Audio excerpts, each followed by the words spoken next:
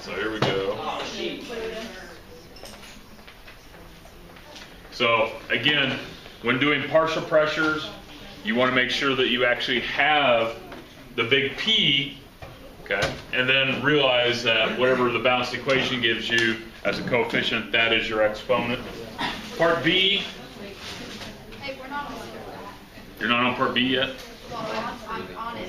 Okay, go ahead and finish it. So part B says calculate the number of moles of CO2 initially placed in a container. Assume that the volume of the solid carbon is negligible. Now, looking at part B, you are given a temperature, you're given a volume, you're given, what else are you given? Are you given a pressure initially? Yeah. Make sure that you can read that table. At time 0, the only thing you have, again, you have no products at time 0. You only have the reactants, and carbon doesn't contribute pressure. That's one reason why I can't believe they put it in the question, that will say that ignore the volume of the carbon, which is negligible. It doesn't contribute anything toward pressure. So there's your pressure initially. Okay. So just do PV equals nRT. And hopefully you'll get, that one is worth 2 points. You get 1 point for the setup, and then you get 1 point for answering the question. Hang on here. I'm on CII. You're on CII. So let's So see. far, I'm pretty confident. CII says for the reaction mixture at equilibrium, we have that temperature, partial pressure for CO2. Now, Annie, how many CO2s are in the equation, balanced equation? 2? So, 1, okay. So it wants you to calculate for CO. Doesn't matter what the coefficient is, it just says, okay, partial pressure for CO2 is that, partial pressure for the CO is that. That's great. That means in the overall reaction we need 2 moles, or 2 moles will be produced. But the bad news is partial pressures just simply deal with the partial pressure. It again deals with the total pressure is the sum of the 2 parts, right? So total pressure is the pressure of the carbon dioxide and the pressure of the carbon monoxide. So even though in the balanced equation it may have a coefficient, this is the reality. Okay? So the balanced equation tells us that when you have carbon dioxide and carbon, it's going to form 2 moles of CO, period. So this is the equation that you're using for part CI. Where'd I get the 837? Okay, very good question. Now listen, the table tells us this. So the total pressure of the gases in the container. When the pressure stops changing, what can we say about the reaction? It's at equilibrium. That's why they showed that twice. So after 8 hours, the reaction had finally reached equilibrium. So there's our total pressure of all the gases. And it even says right there. Okay, so everybody understands where this value came from? Yeah. That is from the table. Come from? Where did what come from? Oh, it's given. It was given, yeah. And unfortunately, a lot of people miss this question because they don't know what partial pressure is. And again, partial pressure is simply that. It's the parts that add up to the whole. So you have, like in air, we have nitrogen, oxygen, carbon dioxide. It's all those additive pressures that add up to the atmospheric pressure that we experience. Okay. Then once you have your partial pressures for each, which in this case we have CO2, and now we have CO. Now, getting equilibrium constant, fairly easy, right? Yes. And unfortunately, double I is worth 2 points. 1 for the setup. And what you don't have to show, now listen, this is really important. You do not need to show this again. I did it just so you know where everything was at, and I knew that I'd be scrolling. Once you have shown your expression, this is important, listen. Once you have shown your expression, that's generally why they ask it first, you do not need to show it again. So don't waste time showing it again. Just because you have that piece of paper in front of you, like I had that piece of paper in front of me, but now that I've got it blown up, it's hard for you to reference back to it, but you'll be able to see it. That's one reason why I do the pages like they do, because that's how it's going to be in the test booklet. Mr. Craig, Yeah. what is PT? Total pressure. So it's the total pressure. That makes sense. And again, if you're not 100% sure, there it is, total pressure. So it's in your table. How do you know to use 8.0? How do I know to use 8.0? How do you know that that's the equilibrium? Okay, so here's your good question. So we start at time 0. This is our pressure. Yeah. So as time goes on, the total pressure of the system is increasing. Oh, because there's two 8.37s? And then if we went to 12 hours, what would the pressure be? 8.37. It'd be 8.37. Okay, so once you hit equilibrium, as long as you don't do anything to the system, that pressure is going to remain the same. Okay. All right. So you just choose the least amount of But I hours? really don't want to plug it in. What'd you ask, Sam? Never mind. 27.9. It was like 27.87 or something like that. Okay. Part D says, yeah, listen. Equilibrium constants never have any. They do, but we don't use them anymore. You don't need to show them. That's a good point. So last night when I was doing it, I thought, I'm going to put atmosphere on here because we have atmosphere squared divided by atmosphere. You don't have to show the units any longer. Show units for what? Rate. For rate and actually for the constant. The rate constant. So little k. Show your units for the rate constant. Now, Alyssa, if you do put the unit on there, you're fine. They're not going to count you wrong if it is wrong. Okay? So that's one thing. So if you did originally... No. What's that? You can put like newtons and that. Well, don't do something dumb. I mean, like if it's atmospheres or molarity, that's one thing. Back in the day, we used to do something with that value, but we don't do it anymore. All right, so D, if a suitable solid catalyst were placed in the reaction vessel, would the final total pressure of the gases at equilibrium be greater than, less than, or equal to the final product? It's the same. Should stay the same, right? Should stay the same. So it doesn't change. However, do realize that a catalyst speeds up the rate of reaction. Maybe we'll get to equilibrium a little more quickly. What changes an equilibrium constant? Temperature. That's the only thing. Temperature is the only thing. Yeah. Okay, well, what I thought, I realized after that it would stay the same, but originally I thought that if the final temperature was lowered, Then it will change.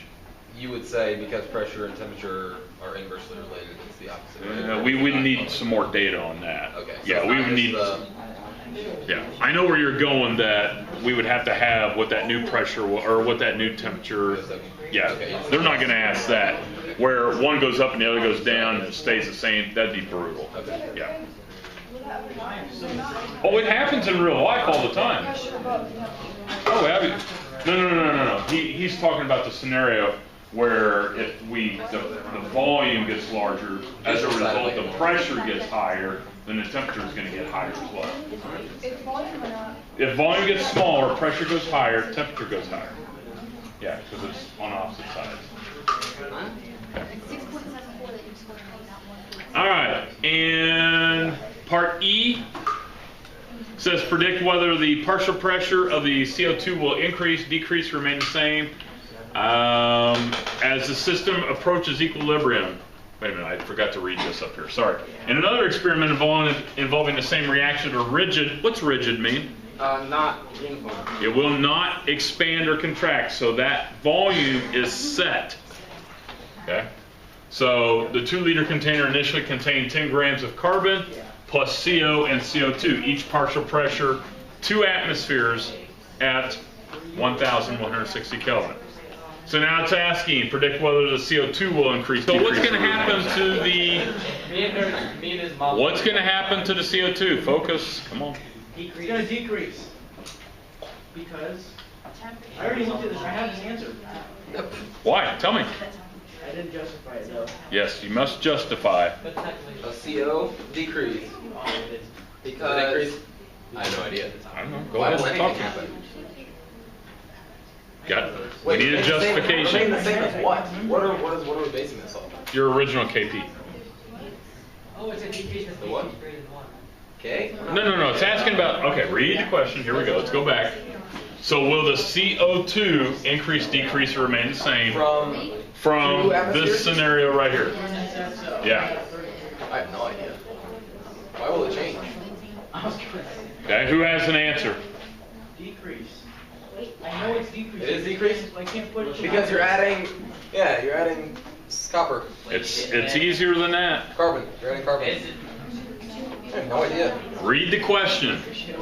In another experiment involving the same reaction, a 2-liter container, 10 grams of carbon, CO and CO2 are at each It'll stay the same. each at a partial Each. pressure of 2 atmospheres. Each. it will decrease. It's the same. Stay the same. Stop. It will, Why? It will decrease so that the ratio CO to CO2 continues so that KP remains the same. Okay. In other words, you have 2 atmospheres of pressure for your CO and 2 atmospheres of pressure for your CO2. Perfect. What are you going to do to that value? You will plug it into your KP. Plug it into your KP. So 2 squared is equal to what? 4. Divided by 2 is what? 2. What is the K value? 27. So what we just calculated was a Q value. Is Q greater than K? No. Is Q equal to K? No. Is Q less than K? Yes. That's what you need to focus on to determine which direction the reaction is going to shift. So it depends on I shift. don't like that question very much. Better learn to like it. Good question. It's a very good question. It's only working. It's only with 1 point, so I'm not gonna.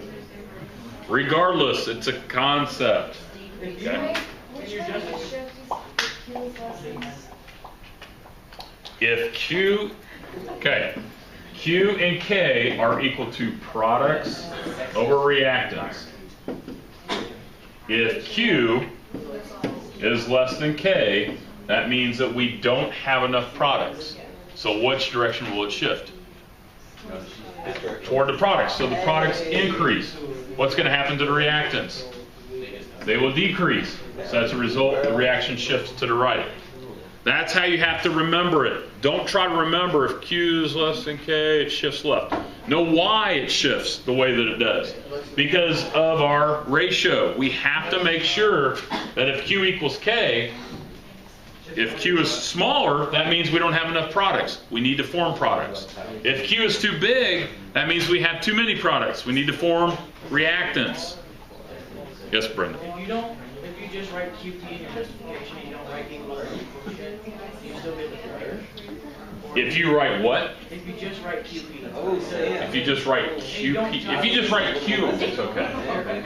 Yeah. you don't have and- to say equilibrium. Like, say, just put the same Mr. Craig. No. It's but you should have like Q in reference to K, like what I have here. Yeah, I didn't know if you had to say what you meant. The P is nice, but that's not that important. Mr. Craig, Yeah. you want to know what this nation's biggest waste of time was? What you're doing right now? No, the 19th Amendment. What? I won't be offended. What do you say? It says the 19th. The 19th Amendment. No. Suffrage. That's my point. I would just laugh at you.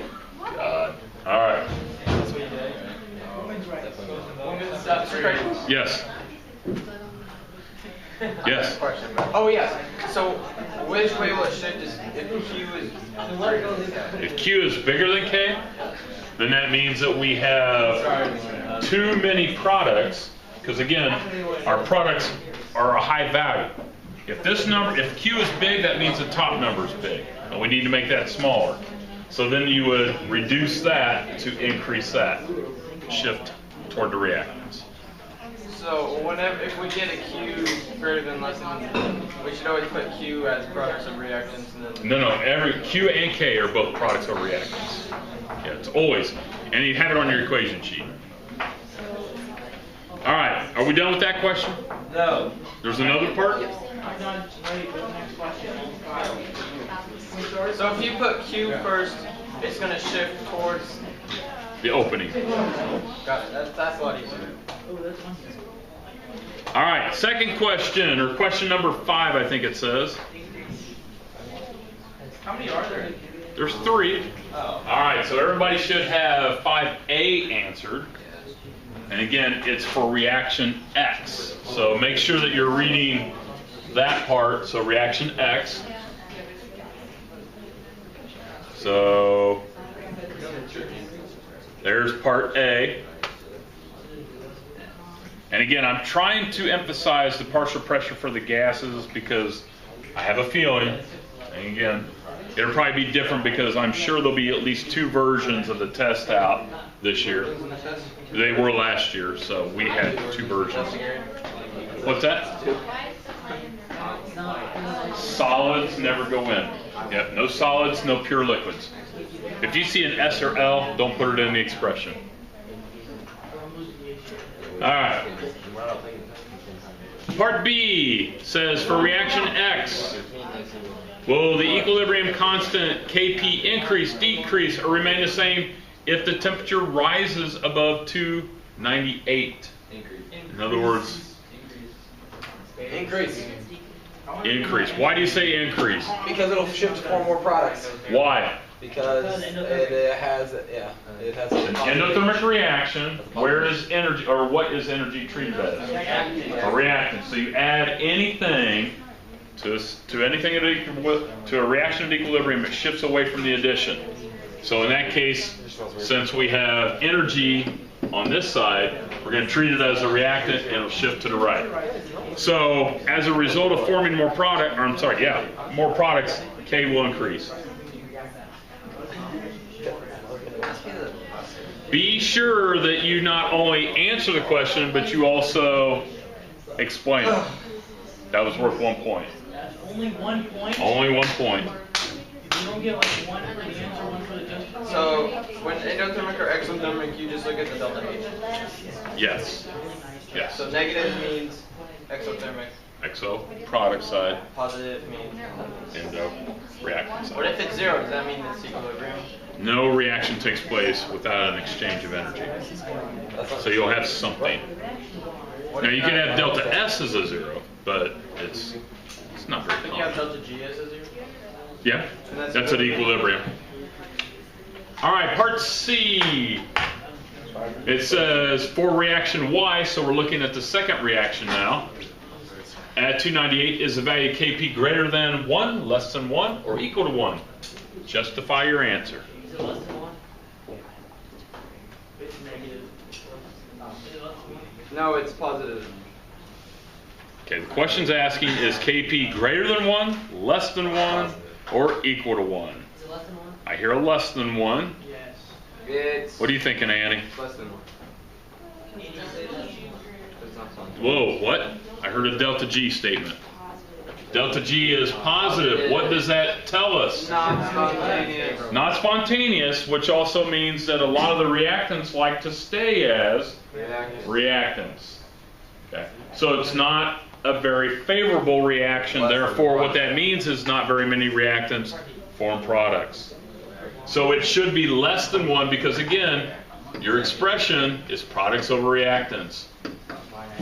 Okay. It would not be negative. It would be less than 1. Mr. Craig? Yeah. When would it ever be equal to 1? When the ratios are equal to 1. All right, so looking at D. Yes, Sam. What's the matter, Sam?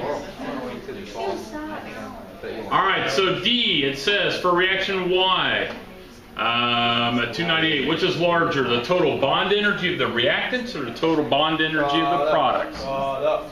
Okay. So it's asking which is larger, the bond energy of the reactants or the bond energy of the products? Sam is yelling products. You shouldn't listen to Sam. What is the Wait, which is greater? equation? It's actually, I had the right idea, I just mixed up. I thought I said which was the most left. What is the equation for bond energy? It's the opposite. Bond does not follow the rules. Reactants minus products. So if you have a positive delta H for the bond energy, that means that your reactants must be larger because it's reactants minus products. So the energy needed to break those bonds is a lot bigger than the energy needed to make those bonds. Can we just put delta H equals products minus reactants and delta H is positive, or is that not how this works? It's not even close to the equation. It's reactants minus products, not products minus reactants. No, you said the other. So it's delta H is reactants minus products. Therefore, summarize. But you have to be able to explain it. Can you have a spontaneous reaction at a slow rate? You can do the last one. What's that? Can you have a very spontaneous reaction at a slow rate? Oh, yeah.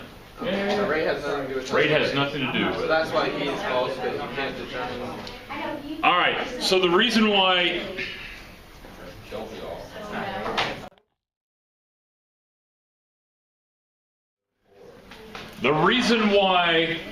it's false for E is that thermodynamic data does not tell you how fast a reaction is. It simply tells you whether a reaction will occur or it won't occur. Okay? Kinetics data is the only thing that we can rely on for rate. Okay? And then, have you finished F?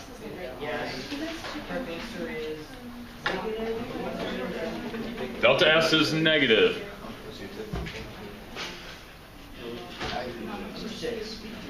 Okay, it has the same number of particles on both sides. However, you always look at the number of particles first, and then you go to the state. Now, if you have different numbers of particles, then you stay with the particles. Don't worry about it. But if they are the same number of particles on both sides and the same state, then you have a value very close to what for delta S? 0. Very close to 0. And then double I, and we haven't talked about Hess's equation in a while, but that's how you solve. The heck is Hess's equation? That's, again, from Thermo. Wait, I thought we... What? No, that's double I. F double I. Oh, you can get it quicker than that. Remember where some of them, they're not half reactions, they're reactions. And some of them you have to flip. Sometimes you may have to multiply by 2, which means you multiply the energy by 2. I never thought to do that. Okay.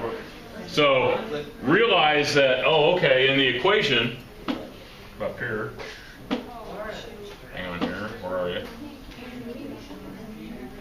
So we have, in the equation up here, you have CO, so we have CO on this side, CO on that side, and also we have solid carbon, carbon dioxide. So we need to flip the reaction so that the waters can cancel, and, now listen, you want to make sure that the things actually line up on the proper side. So if we have carbon monoxide on this side, we got to flip it. So when you flip the reaction, you flip the sign. Of everything? Or just the delta P? Of your delta H, because this is dealing with S. Yeah. Flip it. So, well, You flip the equation, you That would flip flip S you too, flip right? the sign. No. It would flip the sign. No, of we're S. just finding the H for the formation of this reaction. Why would it not flip the sign of S? We don't know what the value for S is. So this is a totally Okay, we don't different know what the reaction. value is, but we know. We're only using this data to get the delta H value for this reaction. This isn't actually occurring. This is how we can use data from other reactions to get this value here. Yeah. If the reaction were flipped, then all the signs would be flipped. Can you just go back down? Yeah. To double I, is that what you're wanting? Wait, delta S is. Delta S for that question was negative. For reaction Z. Did you flip the first one? I flipped both of them. I flipped the first two because I had the carbon monoxides were on the product side. They need to be on the reactant side to translate. Because you want to, which is the one that we want to get switched from? When you see like positive is going to be negative, so add is going to be negative. If you don't want your phone, You justify by explaining that, then yes. Yeah, but do a total justification Like, there. right. Yeah. That's like, this was stating a lot of pressure. Go ahead. How do we know? Especially the one where Yes, so in this case, we want carbon monoxide on the reactant side. They're both on the product side, so we got to flip them both. So you, will it always be that way? No, it won't always be that way. You'll look at the reactions that are given to you and determine which ones need to be flipped, if any need to be flipped. And sometimes, like if this were a coefficient of 4 and that were a 2, and again, I'm just, guys, shh, and a 2 here, then we would need to double some of those as well, which means you're doubling the energy Is as this well. when you can put fractions too? Yes, yes, yep. Wait, Mr. Kerr, what do you, can you go back down to double it? And again, if you need to refresh Hess, it's in the Thermo section. It's one of the last things that we did on the Thermo. Video. So you would multiply the numbers if you had to multiply something out. Yes, you would. Yes. It's kilojoules per mole. Oh, okay. Yeah, sorry. So if they, will it, when they ask this, it'll mostly be the situation where you can flip it and then make that. Generally speaking, you're going to have to flip at least one. So you can just flip whatever you want. No, you want it to correspond with the reaction that it's Yeah, but like- focused on. But if it was like you only flip, like you can just flip one just to make it work so that it'll fit the rest. And then you'll add your energies together. Yes. What made you know to do that? Because I know how to do that, but if I was just looking at that, I'd say I had no idea how to figure out this. Because I had 2 carbon monoxides, and I noticed that I had a carbon monoxide in each So you reaction. just saw that match up. Right, and then I noticed, oh, okay, well, there's no water, but here these cancel out, the hydrogens cancel out. Oh, look, I'm left with carbon and carbon dioxide. Because you would have no other way to know those numbers. There is absolutely no way. Yeah, because there's no bond energy, there's no heat formations, so that's really the only thing left. All right, and then triple I. What's going to happen if we get down there? Chicks? Really, Okay, so we start with only carbon and carbon monoxide. Okay? And we have no carbon dioxide to start off with. So what that means is the reaction is going to have to shift this way to get to equilibrium. So if we need to use, now listen, if it requires us to take 2 gas particles to make 1, then the pressure has to decrease. And again, that's a totally different scenario. Okay. What's that? Can I do what? Are we talking about part triple I? Yeah. Why does it not? Okay. So originally, here's what we have. We have carbon monoxide. Let's say that we have, let's just say we had 2 moles of it. Okay? And we have no moles here. Are we at equilibrium? No. So you could do an ice chart if you want, but I wouldn't. So what's going to happen is I'm going to take some of the carbon monoxide to make solid carbon and carbon dioxide. Because if I make any carbon dioxide, I got to make some more solid carbon. So what's happening is I'm going to reduce the total number of moles to maybe like, oh, I don't know. And again, it's a mathematical relation that I'm going to use 2 of these to make 1 of those. So whatever I take away from here, it's going to be half the pressure. So once I get to equilibrium, however many I take, let's say I take a mole of that, so this would be 1 mole, and then this would be 0.5 moles at equilibrium, just hypothetically speaking, because the other half is being used for carbon, and it's doubling up on the oxygen. So we started with 2 moles of pressure, now we only have 1.5 moles that are contributing toward the pressure. That's great. I don't know how to do it. I don't remember how to do ice charts. You're going to want to know how to do an ice chart. Mr. So. Craig, what was that test ice chart? Was that the equilibrium test? The equilibrium tests. I walked in, I didn't know how to do an ice chart during the Okay, so definitely watch those videos again. Well, I remember how to do it now, but I was just like... Wait, how would we have done it for this? We have... You would have, here we go, CO. We don't know how many moles of each we have, so we couldn't do it. So you could theoretically do it. You could say, okay, I have, let's just say 1. And then you have, well, that's a dash, and that's 0. Why is that? That's solid. It's a solid. Yeah. That's why it's a dash. So then you would say, okay, well this decreases by 2x, this increases by x. So 1 minus 2x is equal to x. So that means that I'm going to need to take away twice as much to form half as much. So I'm going to take 2 to form 1. Okay. So however many I take away from that, my total pressure is going to go down. And I'd have to give you some more values for this. Right. You need the constant, you need some other values. So then we would just say x equals. Some number. Wait. Plug in any number you We want know there. x. No, you put it back in you the could K. plug in any number. Put it in the K, right? Yeah. Because it's products over reactants. Yeah. And we would have to use, we wouldn't want to drop these x So in values. this Don't do instance, solids. it would be k equals x over 1 minus 2x squared. And that has to be Yep. moles. Molarity in this case. That's molarity? Yeah, we can do gases as molarity.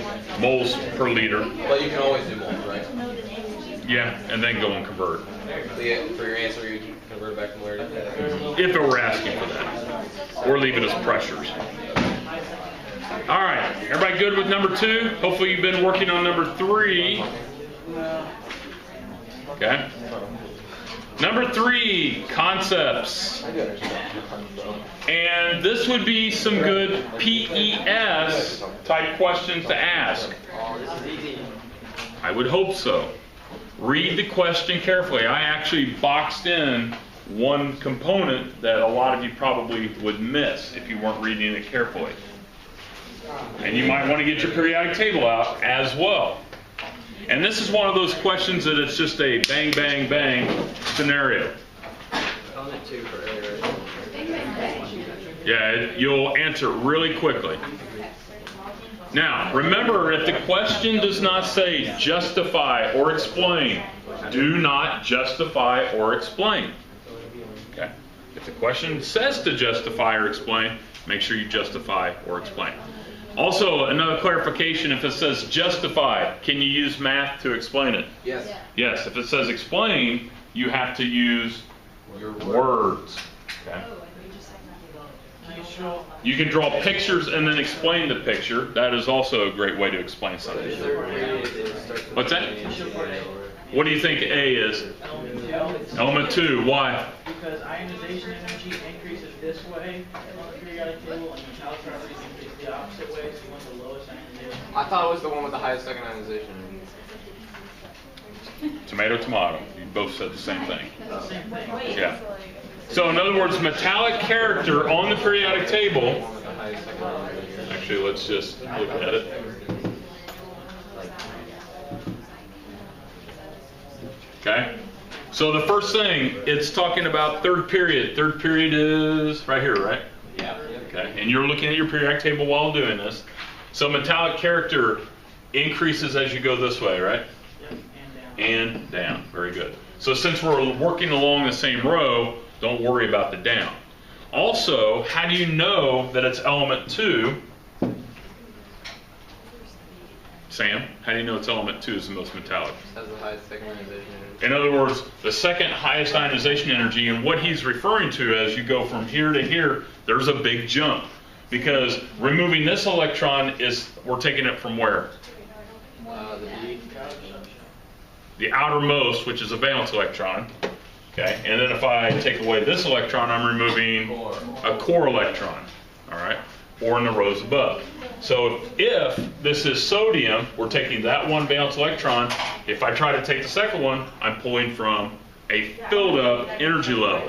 And then they get pissed. They are upset. Okay? All right, so what did I put for the reasoning? Okay, so you get 1 point for identifying element number 2, and you have to say element number 2. Don't call it out just yet. It's aluminum, isn't it? Oh God. Please don't listen to Sam. What is it? Look at your periodic table. Aluminum's the only metal. Oh, Sam. Sam, this is too easy of a question. Wait, are you talking B or A? I'm talking A. I asked you what element 2 was. Oh, wait. But it's not asking you to identify it yet. Right. It will eventually. Okay. All right, so let's see. B says identify element 3. Magnesium. Na. Okay, element 3 is right here. And why are we saying magnesium? Because the first two ionization energies are rather low. Good.